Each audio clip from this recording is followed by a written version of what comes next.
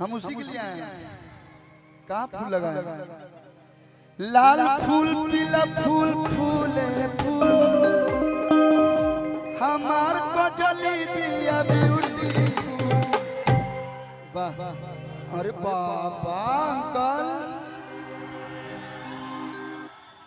तो हर पतली कमर तो हर तिरछी नजर दिल कोइले बचोरी हो करी गजरा के धारा के जान मार बड़ रूप के कटोरी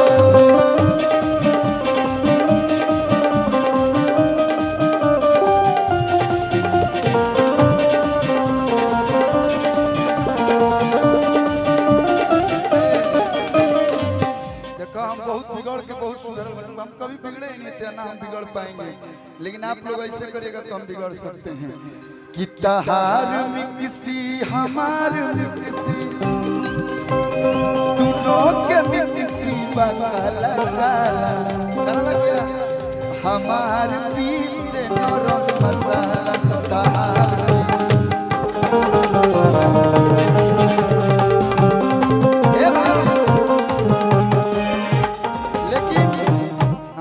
आप लोग के लिए एक सॉन्ग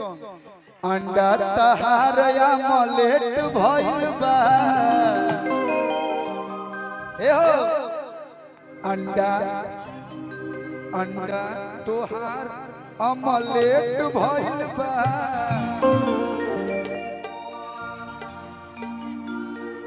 लागे कि पहिले से भेंट भइल बा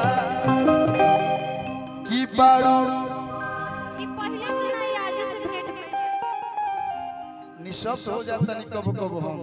कि बाड़ू कमाना से गोरी हो से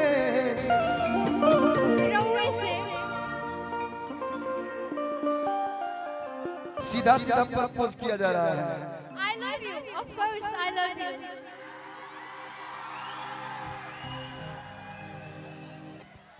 हमर मेहरारू देखी तो का कही हाय जितना बड़ा सनू एक कल का मैटर मिल गई लेकिन मेरा गाना कंप्लीट होने दीजिए कि अंडा फुटल तोहार अमलेट भइल बा लागे कि पहिले से भेंट भइल बा कि बोल के कारा से बाड़ू हो से जवानी चॉकलेट भइल बा आतने ना सिस्टम तहार अपडेट भइल बा मोबाइल में प्ले स्टोर होता है अपडेट का आता है ना ऑप्शन अपडेट बा सिस्टम तहार अपडेट भइल बा जैसे जियो के इंटरनेट भइल बा नालंदावालन से बाड़ू हो से जवानी चॉकलेट लव यू